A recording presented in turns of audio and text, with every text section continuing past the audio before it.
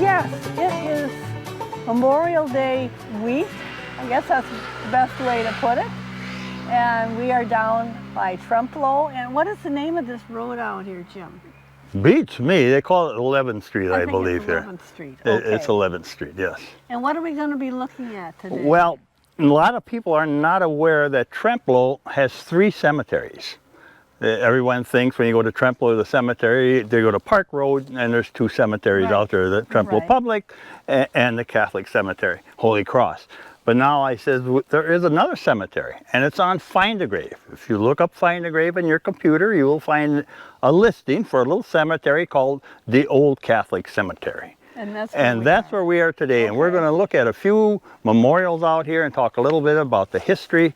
And we're doing maybe a little bit Find a Grave. We're maybe doing a little bit Name That Road and a little bit everything else here, all rolled into one. So we're going to history files. We're going to sneak it. Well, it's discovering Trempealeau County too. So we're doing everything in once here. We're going to roll in here.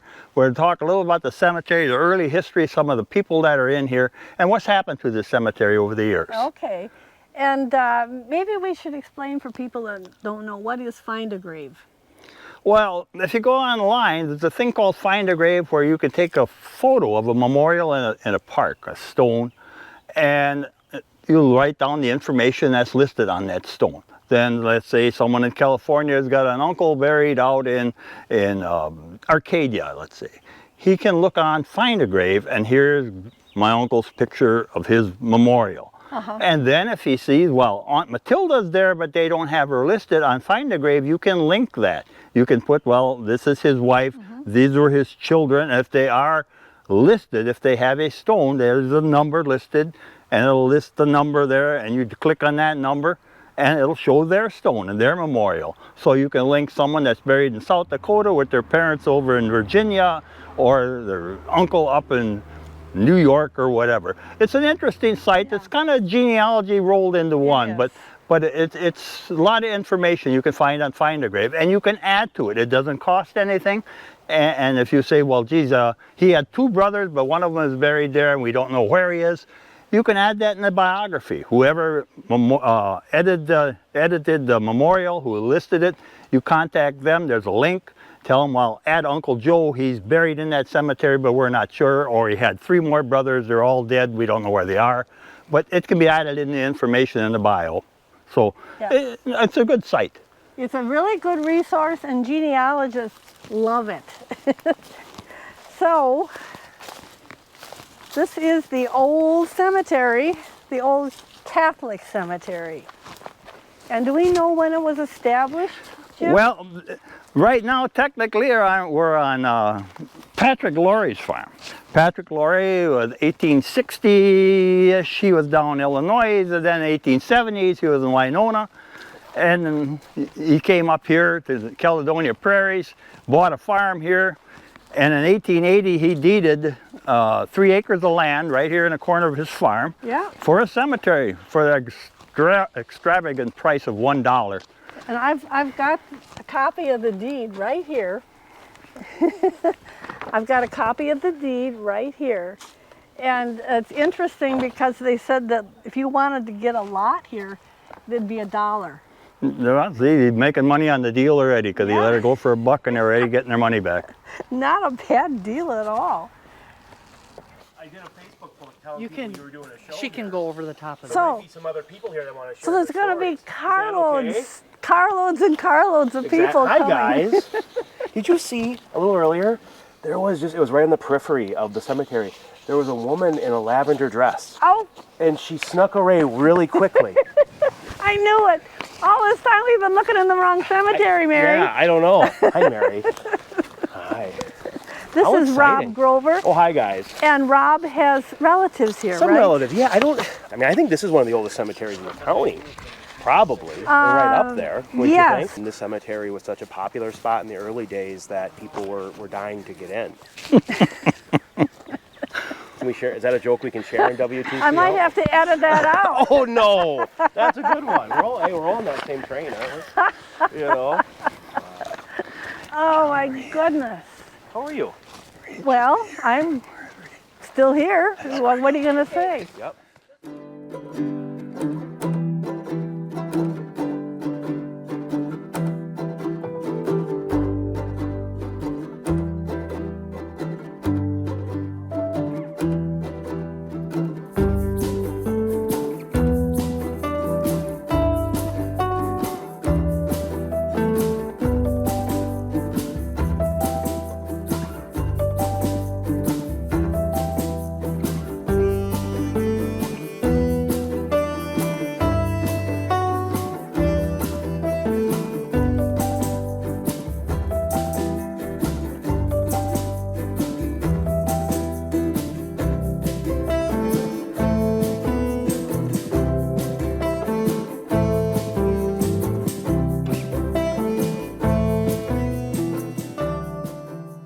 Now we have got a plan here. We're going to be investigating this old cemetery. But first we've got some introductions. This lady is Irene Borneman. I have a sister, Jean, that is buried here. And my family, my brothers and my brother-in-law, are the ones that cleaned this cemetery up, put the markers in, picked up a lot of the headstones, grubbed it all out, and that's why it looks like it does today. So what did it look like before they started? It was all grown over. Was and, it? Yeah. The headstones that are over there were not visible. Once they grubbed everything out, they found those headstones. And my brother Dale is convinced there's still one more headstone in by a tree. And we're missing John Baker also. Yeah. But John Baker's in the unconsecrated part of the cemetery, which we don't know where it is. Oh, okay. And yeah, there's no doubt there's individuals in this cemetery without markers. The history on this cemetery goes back a little ways. You know, it was gifted in 1880. And then from then to about 1947, 48, it was used. But then they disinterred people here and moved them to Holy Cross. So some got left behind. Some they took the family, they took the mother but left the child. You know, so we do not know 100% who's here, but we have a pretty good idea who should be here. Okay.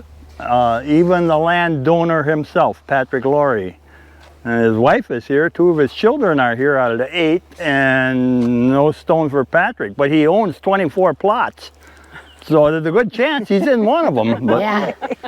Yeah. And then and we already know this gentleman, Rob Grover, and he's got relatives here that aren't just Grovers, it's also Perkins. Perkins, yeah. I actually know more about the Perkins than the actual Okay. Grovers that are in here. So were they all intermarried? Yeah, they're all related. They're all connected. You betcha. Okay. Yep. So, and then my Aunt Mary was very, Mary Grover Ladwig, who passed away last year. She was very interested in the family history and the cemetery here. And I think she assisted too over the She years. did a lot of work. She loved working with her hands, so cleaning up. And, Cleaning up, yeah. Yep, Well, just that's trying nice. to help preserve the history. Yeah. Too, so, yeah. And then this lady is? I'm Ann Hine, and my relatives are the Gugnons and Coils, and they're kind of, well, some are here and some are there. Yeah, now that's interesting family, because I believe people like that they had American Indian, they had some French besides this regular American mixed in. They were called Métis. Oh, I haven't heard that term before. Yes. So they were here very early, like in the 1840s, 1850s, I believe. And interesting people. But they were kind of mixed race, mixed heritage. And there is that word they call Métis, which, yes. Okay. So this will be interesting. So, where should we start first? I think we're going to go up here. We're going to start by the Grovers over here. Okay. Like I said, when they first had Catholic, let's say, religion kind of established, Gonna go. when James, I know I can't. Oh, you're not make going it. to stay? I can't make it around. Well- I usually stop and get the keys so I can at least drive my car in. Oh. I should have went and got it. But You still could. We'll be here for a bit. We'll be here. you'll be here. Yes. Okay. when the first settlers came here, James Reed came to town. And that was There like weren't a lot of people 1840s. around, you have to remember. So this intermarriage thing is real common. If you were a mother and you lost your children, or lost your husband, the children and you would probably move over to a new husband. Right. And vice versa. If you lost the missus from childbirth or another reason, you had to find another mate also. So you had intermarriage was real common. We'll talk a little bit here a little later on about James Reed, and he was married 3 different times. And I think all 3 of his wives were either Native American or part Native American. They were. And a number of his stepchildren intermarried. But you Right. had no To choice. make it really complicated. That's what makes the cemetery a little complicated. But I said, I know I came here, I said, when Dale was working, And I took a picture of the Grover Memorial here. And I think Nancy maybe has that picture. She'll display that picture, the before and after. You could see the encroachment of the woods that came onto this cemetery. When the cemetery got discontinued, it kind of got forgotten. And that's a shame, because I said a lot of these memorials and memories of these early settlers are all being lost, because the only person that ever stops to visit them is a guy that mows grass or weed whacks. And who is that? We're not sure. Oh, really? Dick Van der Scheck, their brother-in-law here to Dale, and Jenny, I says, he was mowing it the best he could when he had time. But I says, you know, the maintenance should be done by the church. I think the church now is starting to do it again. I'm not positive. I didn't check into that, so I'm not going to say yes, I'm not going to say no. So this is actually owned by the Diocese of La Crosse, is that correct? The diocese ground. I said that when he signed it over, Laurie signed it over, it was to the bishop. Right. For $1, and then St. Boniface took over. Boniface was built 1872. It was just a mission of Ettrick. Is it the Catholic Church in Trempealeau is St. Boniface? It's St. Bartholomew. Boniface is over in Boniface is Wamedy. But St. Bartholomew, built in 1872, it costed $3,000, which would be about 80,000 in today's coins. And that one lasted until 1959, when they built the present church that's down here. That one cost about $125,000. Then the old church was removed and a parking lot was put in there. The priest that served the parish here, St. Mary's, would come up twice a year, whether they needed it or not. He would bring some religious instruction. But before that, Anthony Grignon's home was gathering place for Sunday worship. So they kind of intermingled here. The families married back and forth, but you had no choice because you didn't have a big selection. Well, yeah, I guess there was limited. Even in our time, we know, I said, a lot of aunts and uncles were just married to somebody over the hill, because that's as far as the wagon went. So that's the way, the towns were small. That's the way intermarriage was. I said, people kind of stayed close together because there wasn't nobody out there. My family did that too. There was nobody out there. They didn't want to marry Norwegians, so they can marry all their cousins. Rob, what's the story here on this? Do you know anything about this? Well, you know, I have to plead a little bit guilty here. So there were 3 Grover brothers that settled in the 1850s in the valley where my family still lives today. An N.B. Grover, Napoleon Bonaparte Grover, Archelaus Grover, and Eugenius Grover. And there was all descendants from those 3 brothers. So I think Ed might be the brother to my great-grandfather. So where were they originally from? Well, the Grovers, they had been living in Maine. Yeah. And then they lived in New York for a bit, and then they came to Wisconsin. So like a lot of folks here in the state at that time, they were kind of Yankees looking for more land. Before that, what country in Europe? They were English, way back in the day. Okay. Yep, so they came from England in the 1620s. So 3 brothers came out here with a mule and a buckboard? I wonder, yeah, in the 1850s probably. You know, I don't think there was many trains, so yeah, they traveled through and ended up around here. And then my great-great-grandpa, he ended up not staying here. He ended up going to California. He had a family here, but then he left. So we stayed here, and then great-great-grandpa headed west. He left, so, yeah. So now we have stones here for Edward J., Mary, and who is And Helen. Helen. Helen, yeah. And these are all sisters, brothers, No, siblings? that's stones for there. That's Ed. See, Okay. This is father. Helen is the missus, I believe. Mary was the daughter. Okay, okay.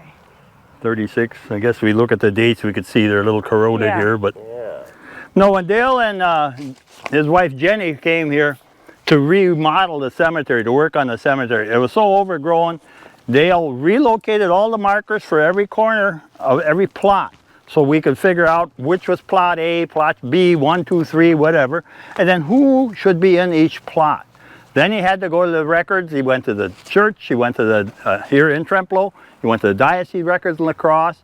He did the Winona newspaper for a lot of articles of people that are deceased. He went to Whitehall, and he talked to individuals in Trempealeau. Who's out here? Who do you know? Yeah. Who do you remember? And what year was this then?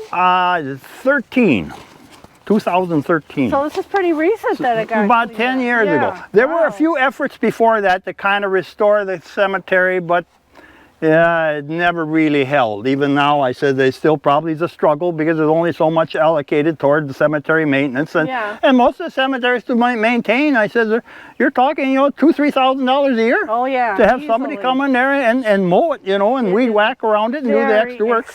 I know we've got plenty of mosquitoes here. I said that's. So now this plot here, it looks like this was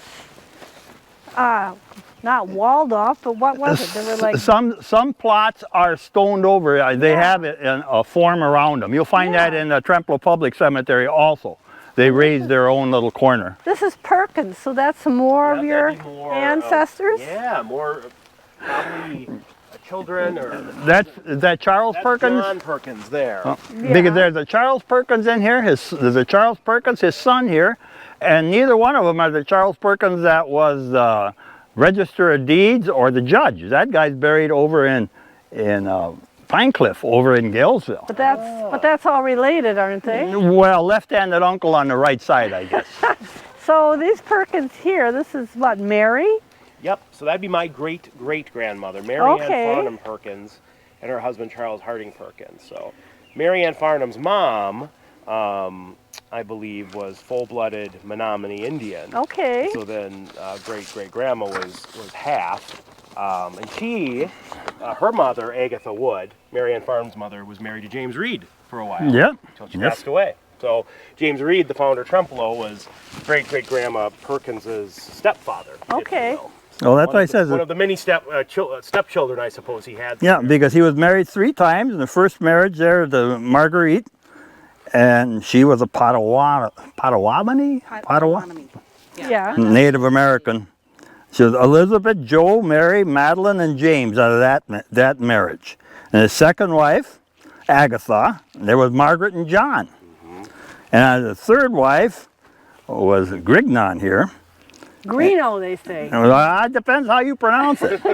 You can call it any name you want. Descendant here, right? How do you pronounce it? Grignon. Grion. all Both right. of us are wrong. Okay. Okay. Anyhow, Anthony is right over here. Wait a minute, Jim. Well, just a little anecdote. My Charles Harding Perkins died in 1906, but when I was a little kid, my great aunt Lillian was still alive, and she was born in 1901, and she lived to 2002, so she lived to be 100. And she remembered as a little girl she had known Charles Harding Perkins. She was just a little, 4 or 5-year-old when he passed away, so she had some faint memories of him. So it just speaks to, like, even now, a guy born in 1824, I guess I knew someone who knew someone, right? So it speaks, history is not that long. We're not so disconnected from these people. We're 3-4 generations. and Yeah. for people that knew, we know some people who knew these people. So Yeah. not Yeah. ancient history. Yeah. Yeah, Yeah. yeah. So tell me about the Farnhams. So that's a name that you see here in La Crosse. Yeah, well, if you Google or search Russell Farnham, he worked for the Astor Fur Company. Oh. Was kind of a early explorer.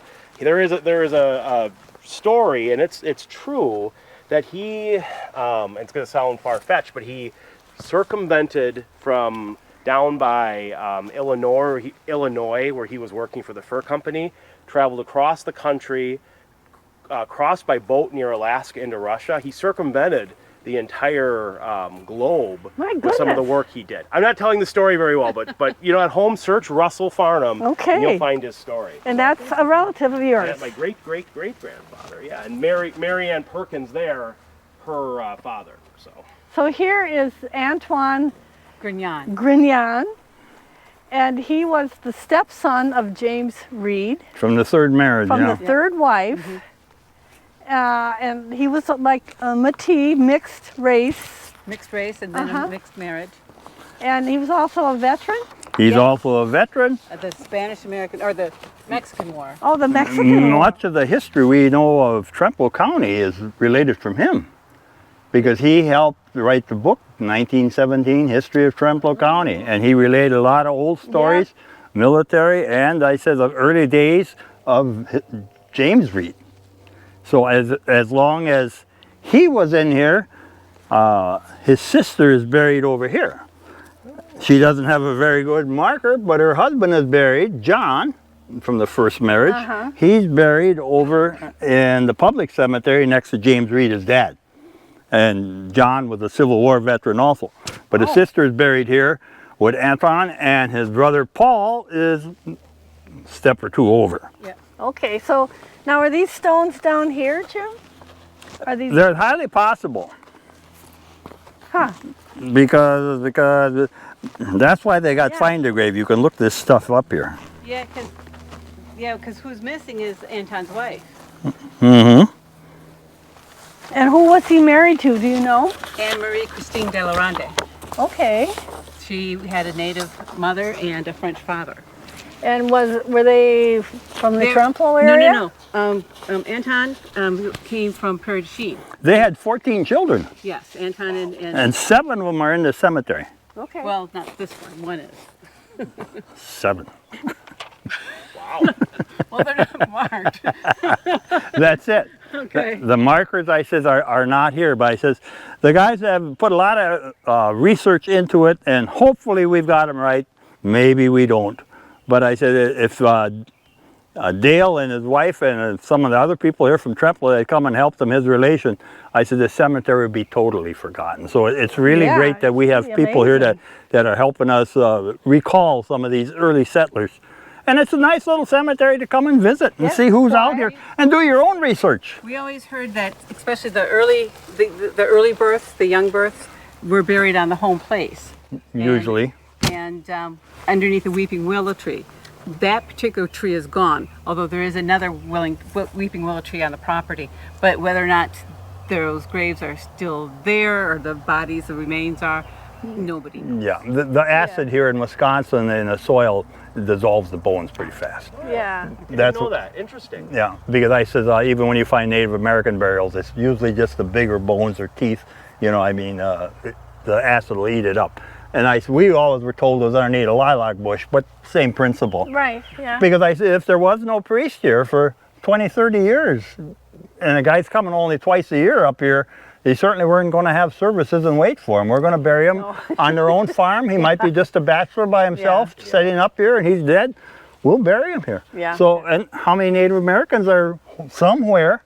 They didn't all have mounds. Before that, they were cremated. They were, they were interned somehow or another. So we're walking on people for all the time. So Yeah. we try to respect the ones we do have. And I remember reading that the Greenouts, especially his daughters, were noted singers. Yes. Yes. And that has come down through the ages. I just learned that my grandmother, Berdella, and her sisters, Pauline and Agatha, and not maybe May, but they had, found pictures of them playing instruments, and the caption was, music time. Ah. Well, their father, Coyle, Frank Coyle was his name he went by, but it was really something different. Douglas, or I can't forget the other one. But he was a violin player, and for the longest time his violin was on the wall. I was not there when I was a child, but I was told that's where the grandpa's violin was kept. But he was from West Virginia, I believe. Oh. How he got up here to Trempealeau, I don't know.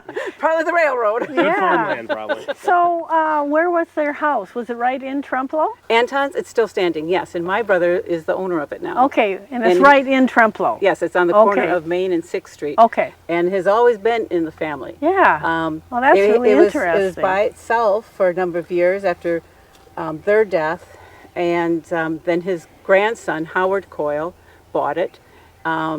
And then after Nettie's death, or just prior to her death, she sold it to her niece, my Aunt Shirley, Berdella's daughter, Shirley.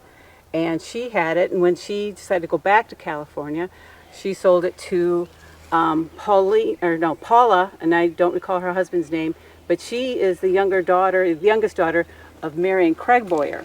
So then when they went to sell it, my brother bought it. So it's always been in the family. Well, that's really neat. And all descendants of Anton. Yeah, well, that's So, really yeah, we kinda like it. interesting. It's amazing. Yeah.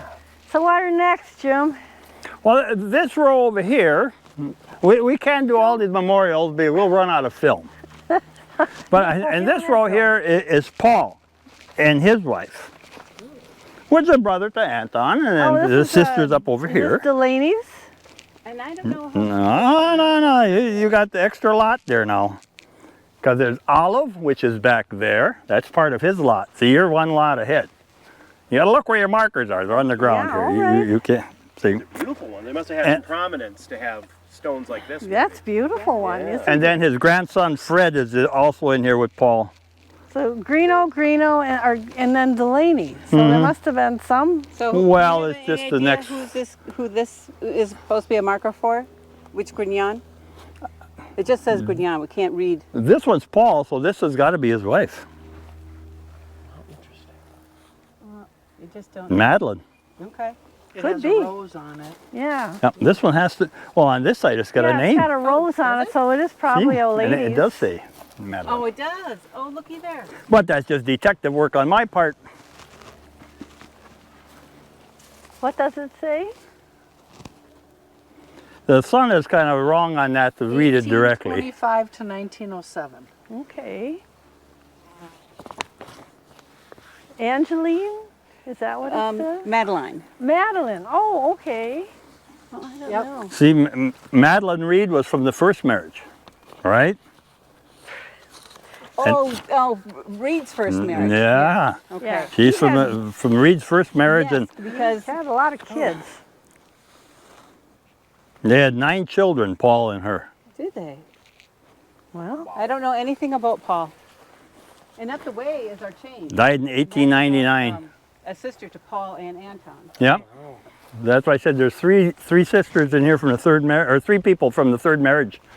And this little bitty plot over here, the far one is the one I want to stop by because that's the guy that caused all the trouble. Well, this is where there's 24 plots and one of them has to be Patrick's. His son James is in here, his wife Rose is in here, but where Patrick Laurie is, we're not sure. But between plot 6 and plot 7 here, we're going to assume that he's in here. and then the one fellow here was a Civil War veteran, Michael O'Hare. So how does he fit into this? He just bought a plot there. He's lucky he was there at the right time. He got one. You wanted to stick with the other Irishmen, apparently. Yeah, we got Irish is Irish, but Yep. Okay, unless he had gotten married in here or something, and then Delaney up there, if that was part of this whole family, it's possible. We have Delaney's out on West Prairie. Yeah. Yeah. I had asked Mark if he had a relative by this name because he's in the family plot. I told Yeah. him. So where are you? What's the relationship? Now, there was never a church out here, though, No. right? No. Okay. That's correct. but it's not to say they didn't gather near the tree before that. You know, Yeah. like I said, there was no structure before, so they had to be someplace. Or in somebody's home or something that was. And this by. little stone over here, I said, is a veteran.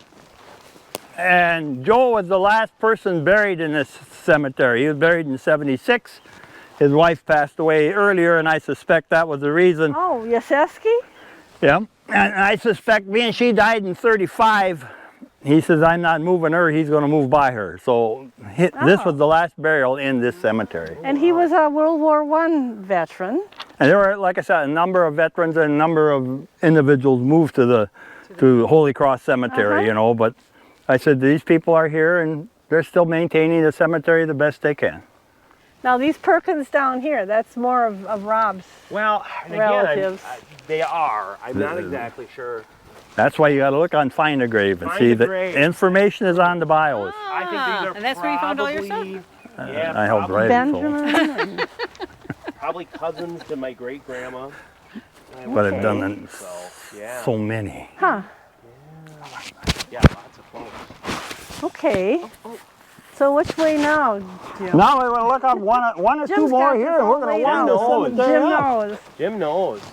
He's got it all laid out, so. You know, I get the impression, you look at old maps of how Trempealeau was plotted, and I think people really thought Trempealeau was going to become like La Crosse, right? It was Right, going to yeah. be the city, and it kind of It makes sense. almost did, but It it Yeah. almost burned did, down yeah. in 1888. And it makes sense that they put the cemetery kind of so far outside of town, in my opinion, because the impression probably was the city was going to grow bigger and big. bigger, you know? Yeah. But now we're pretty far out of, not pretty far, but it's a little bit of a drive out of About a mile out of Trempealeau, yeah. And we're going to go over here. I said, this is Dale and John's sister. Baby sister. Yes, she died of measles and pneumonia in '39. A So she was 2-year-old, buried here. huh? And there's some Stelflus in here, which are a left-handed relation here, I think grandma, grandpa, something. But I said, when John came, or Dale came out here, and he said the cemetery was getting so overgrown, so that was one of the motivating factors to get in here, try to expand the cemetery back to its original size. This, according to the records, this is about the last row, but there are 2 more rows behind there. I believe that's a Cordis over there, his and hers. They have no stone. John got some markers here, put them in. You can tell there's burials because there's the dips. Probably wooden boxes or whatever. I know when they were weed whacking in Arcadia here one time, somebody broke through because of a wooden box, you know. So that's why a lot of cemeteries now require, you know, to have a vault, so you don't have that problem. But this one too, I believe it one time had a square of cement around it, like you see a lot of these here on the hillside. It stabilizes the ground so it doesn't slide away. That's the reason I did that. Okay. So what are the ones behind us here? I think these are hares. There was a triplet, it is. There's triplets. They were twins, and they didn't survive childbirth, and I said they were buried here. Howard Hare at one time, I believe, had the records for this cemetery, and then Howard now has since passed on too. He was a real historian himself. Wasn't a very tall feller, but he worked on the dams here in Trempealeau and knew a lot of history of the early cave. But like I said, we're losing all our old information to go to, guys. Yeah. You start asking people who's the oldest person they know, and they say it's you, it's not a good sign. So there used to be a Hare school, you know, 1-room school, a Hare school. That's highly possible. Yeah, it is possible. It is. I'll prove it to you. Because like I said, in here, I know when we were cleaning, we hit a bunch of lilies somewhere. And usually there were lilies, there might have been a burial. And that could be where John Baker is buried in the unconsecrated part. But I'm not sure. The woods is kind of probably choking everything out here. And them lilies are durable, but maybe not that durable. So these are the triplets you said? Oh, there's little brass plates. Yeah. Yeah, these are triplets. And they all died the same time? Well, like I said, you know, medical care was not what it is today. Yeah. And births were all at home. Yeah. So like I said, you married a neighbor lady because you got a little one here under 1 year old. Right. You got to make a living, and she's got no husband. There was no Social Security. There Right. was nothing to fall back on. So people were later in life, they still got remarried because they wanted somebody to help take care of them. They had to. Because I said there was nothing to fall. If you didn't have it in the pocket, you ain't going to make it. Yeah. So I said there's a lot of information on Find a Grave about these cemeteries and all the cemeteries, but I don't think we can kill mosquitoes here much longer. Well, let's go over here then. There's some on the side there, isn't there? Yeah, those are the ones I mentioned. I said they were found without a stone. Dale found those. Okay. And what's in this one that was enclosed? This is a cobra. Now, I've seen his stone, I believe, over in the Holy Cross also. Oh. I could be wrong, but See, he died in World War I. yes. Yeah. 1918. Wow. Huh. That's why I said there's plenty of information for people to look and come and do your own exploring, kind of figure out who was here. And it's the last of the early settlers and what kind of started the church here in Trempealeau. These were the founders that worked to help build what we have today. Well, I remember being up here many years ago. I was still in school, and I thought there was an Eichmann young man that died during the 60s of the Vietnam War. Oh.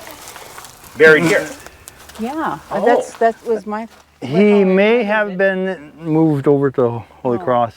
Like I said, there was the whole list of them I got in the car of people that were here, but they're no longer here. And Eichmanns were one of the families that were out here. So that name Coba, is that still in the county? You ever hear anybody name No, that? I haven't. And there's Shrakes in here. There's all kinds of Drugans buried up in Okay, here. Yeah. You know, and you hear that name. There was a story about the Drugans in a, now you gotta go talk to Mary Jane Hilton. She'll tell you that story. About the lady that passed away and they ordered her a gravestone for this cemetery. And when the gravestone came, they says there's so much shipping for hauling freight and they didn't have the money, so they didn't get the stone. Oh. Yeah. Yeah, so you gotta talk to Mary Jane. Yep. She knows that story. But that was, But like I said, you can see there's a few burials over there because of the dip in the ground and whatever. And there's like 2 rows of Drugans? there's 2 rows of lots laid out there. But I says, we don't believe that they're used. We haven't found any markers that depict, you know, each grave or anything like that. So that's the last 2 that we could say positively are in this cemetery. These 2 over here? Yes, And that's Cordus? yes. Oh, Blaha Cordus. Blaha, you hear that? Blaha, yeah, that's like an independence Yeah. name. And there's a family in Antwerp with Blaha. Yeah, there's See, Blahas this all one over. is Joe, and this is his wife. Mary, uh-huh. But like I said, there's 2 more rows. I think there's supposed to be another row behind here. And these were about, I think, 15 wide or something, or 16 wide. They were like double wide. You had a front row and a back row in the same plot. So you had 8, 12 units in each plot. So this one that you're standing in right now, who is this? I think it might still be the Drugan. Oh, this is still Drugans, that's right. Oh, okay. Sure am learning a lot today. Yeah. That's So it this just what, says baby? Yeah, oh dear. Huh. You Well, bring up an interesting point. It does make you wonder how many folks don't have a grave of these old cemeteries, Yeah. and their names might be lost to history. And this still continues with Drugan.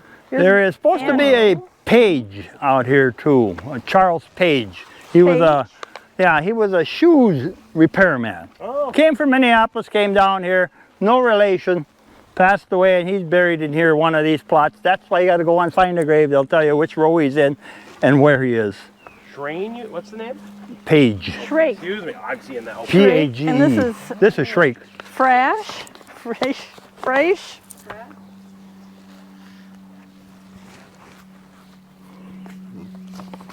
So I said, with that, I said, I think we're going to quit killing mosquitoes, maybe, and go a little bit farther,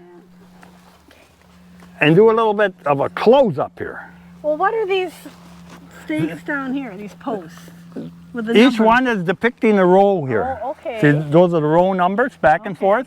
There's a lady buried there, and that one might be the one that the gravestone is missing on. Oh. I'm not positive. But I said Dale and his wife Jenny did a lot of work here to maintain or get the cemetery kind of back the cemetery, the woods off, so that I said the stones still keep coming. So if you get a chance, stop by, look at it, see what's going on. This is a nice quiet place anyway, Well, isn't it? it's Memorial Weekend. I said there's veterans in every cemetery. Yeah. Before we would stop the town, everybody would close the stores. They'd go and decorate the memorials out there. Now they don't even slow down. You go to a Veterans Day program, you can practically count the people on your hand.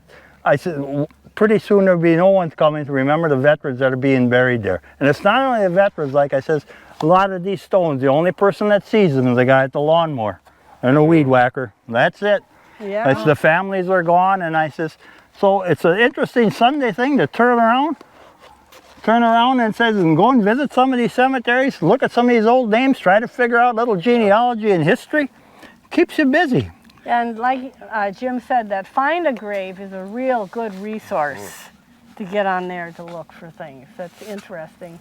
And also on our TrempealeauCountyHistory.org website, I think that we have information in there and a schematic plan of this cemetery. See? Outstanding. Good to see. So you can look on there. Check that out. Check. One look more under resource. Trempealeau. Yep, it's there. Did we miss anything here? Did No, I've been was this bit 4 or grave right 5 here? times, so we haven't been missed. Jim, what Yeah. was this one? Right here. We'll have to walk there and look. Keeping me going. I didn't do everyone in the cemetery because we have time restraints, you know. Oh, this is more of Rob's family. Oh, is it Perkins This again? is Perkins. Yeah. What can I say, you know? Perkins. There Yep. you go. Yeah. And there were quite a few of them And the here. Perkins were French Canadian, so like Okay. very. It makes sense they're here in the Catholic cemetery. They always were. Yeah, there's one down in La Crosse, right on Highway 16, kind of across by Valley View Mall. There's a Perkins. There you go. Wait a second. Oh yeah, very. I wish we got residuals from all the restaurants, you know, for God's sakes. But, yeah. So, do you know anything about the Perkins? Were they again, Métis? Were they mixed? They were mixed. They would have been through Mary Ann Farnham Perkins Okay. because she was.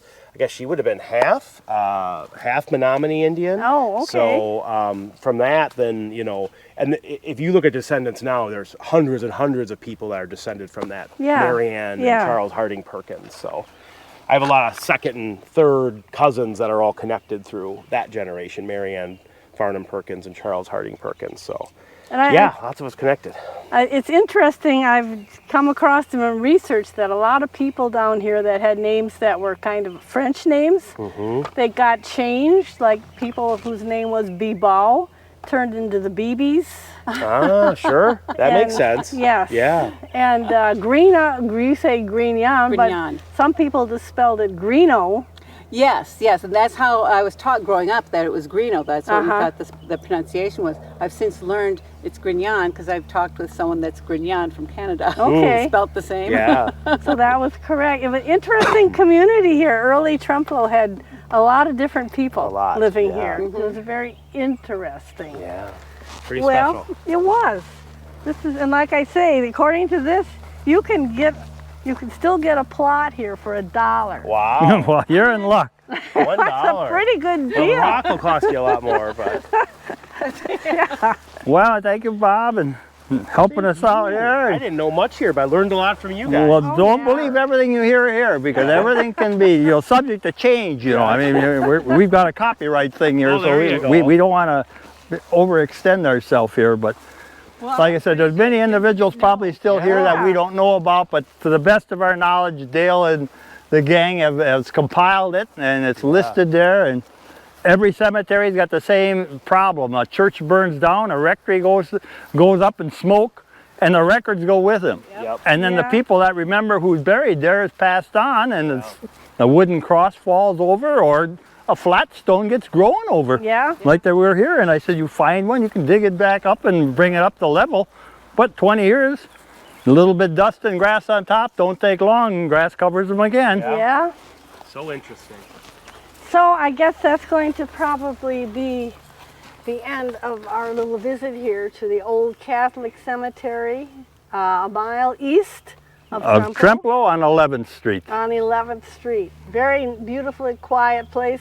And I guess they don't have a cemetery association. Am I correct? I'm not a member of that church, so I'm not going to say yes. Imagine I don't whoever know. probably takes care of the cemetery, the Catholic cemetery in Yeah, Trempealeau, maintenance. also has responsibility Yeah. to come here occasionally. I would think, but Because you can make donations to these cemetery associations. yeah. They help pay for nothing else for the lawn mowing and Well, I would think it's a good resource for expensive. that, if you were interested for this cemetery, would be to reach out to St. Bartholomew Parish. Okay, sure. The parish sure. secretary, I'm sure, would have the connection for how you could give or be part of helping Right, maintain this right. cemetery. Because it is expensive. Yeah, Very expensive. yeah. Okay, thank you for everybody showing up today. Well, thank you, WTCO. Who else is going to do a story about the history of Trempealeau County like WTCO? So That's what a special right. thing. That's darn Gotta right. make sure we protect it and preserve it. That's right. Is this marking the boundaries here? I think when they surveyed it, they said this gate is not even in the right place. It should have been over. Oh. So you're saying that possibly there's still things over here that we don't know about? I think the thing is supposed to be more this way. But what do I know? I'm only supposed to say a few comments.